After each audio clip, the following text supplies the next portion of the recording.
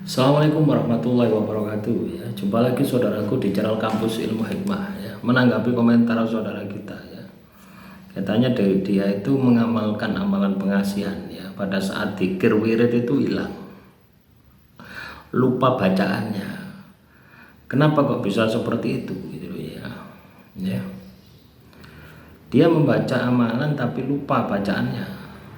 Beberapa saat baru ingat kembali. Itu tandanya Anda tidak menghayati, tidak menjiwai ya, penjiwaannya hilang gitu ya. Penjiwaannya itu hilang ya. Kalau orang katakanlah mengamalkan sebuah amalan pengasihan ya, itu sudah masuk sudah menyatu ya, amalan itu sudah menyatu, itu tidak mungkin lupa gitu ya.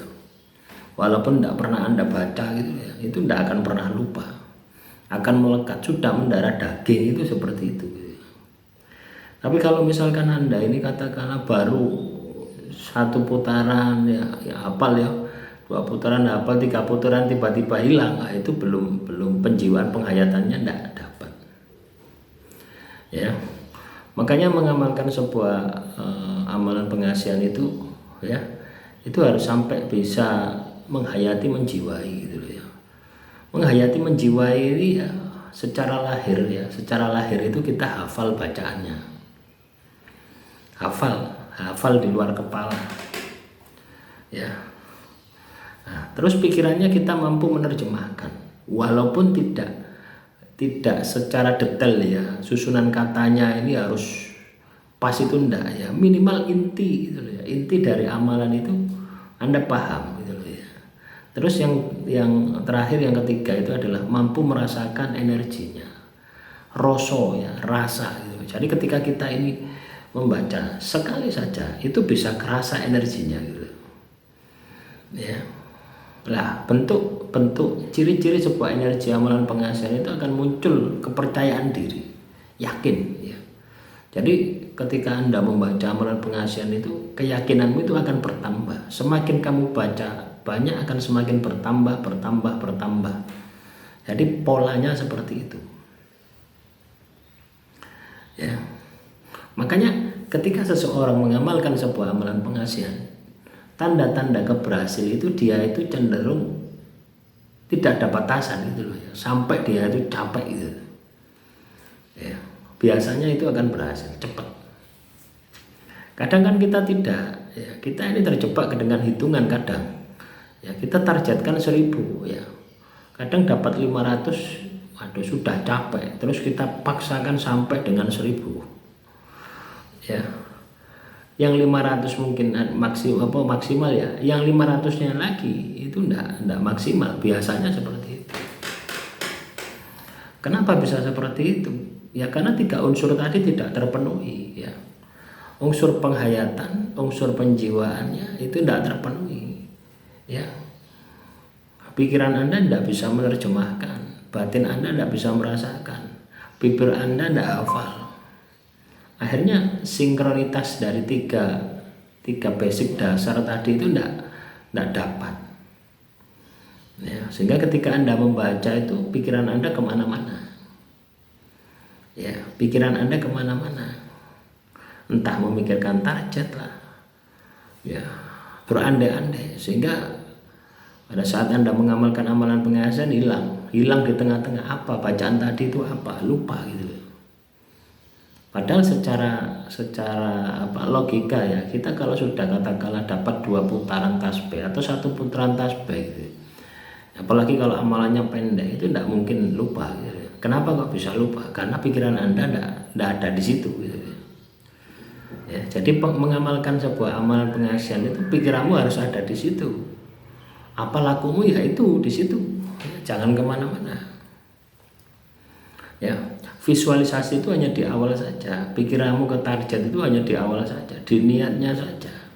Saya niat mengirim energi ya, supaya target tunduk cinta kepada saya, itu di awal saja.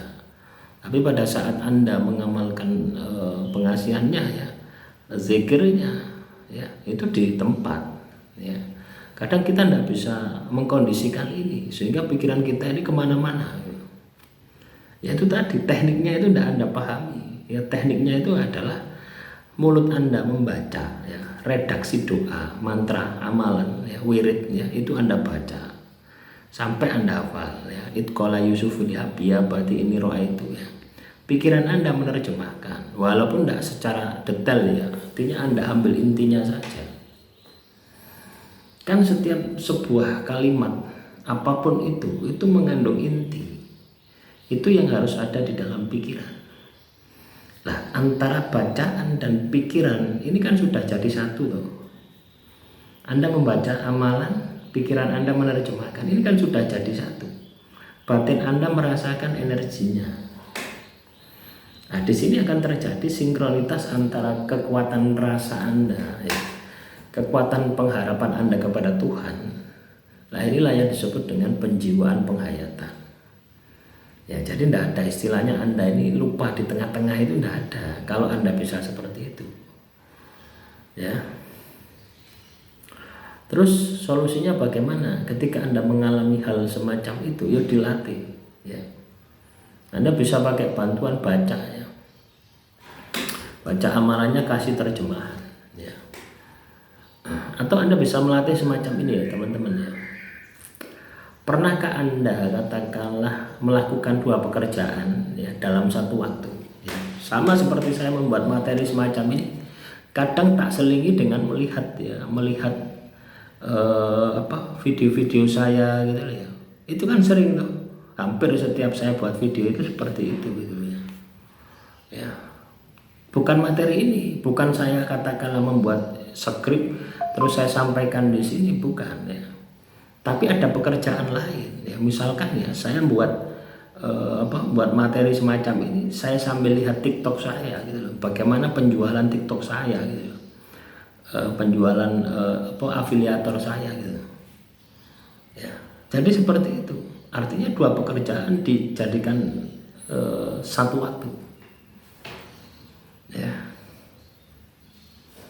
Samanya dengan gini, ya, Anda mendengarkan musik sambil membaca, sambil menulis. Ada 3 pekerjaan yang bisa Anda kerjakan satu waktu. Itu bisa melatih. Anda latih dengan cara semacam itu, ya. Ya, jadi mengamalkan sebuah amalan pengasihan ini bisa kita lakukan, ya, dengan metode apa saja gitu loh, ya. Ya, tapi tetap tujuannya sama gitu loh, ya. Ya, seperti yang saya contohkan itu, ya, kita melihat pekerjaan dari beberapa pekerjaan, ya. Beberapa pekerjaan yang kita lakukan secara bersamaan dalam satu waktu. Nah, itu latihannya seperti itu, ya. Sama seperti ini, ya. Saya membuat materi semacam ini, saya melihat YouTube saya yang lainnya, ya. Untuk materi selanjutnya, misalkan saya lihat tentang hukum, ya, misalkan saya nanti membahas apa gitu, ya. Jadi saya membuat materi, di sisi lain saya membaca apa yang harus saya lakukan untuk channel saya yang satunya gitu, ya. Paham, ya? Satu pekerjaan ada 2, ada 3, ada 4. Kalau Anda bisa seperti itu, pasti Anda akan bisa mensinkronkan antara tindakan lahir, ya, tindakan pikiran dan tindakan batin. Demikian, semoga bermanfaat. Sampai jumpa di video selanjutnya. Wassalamualaikum warahmatullahi wabarakatuh.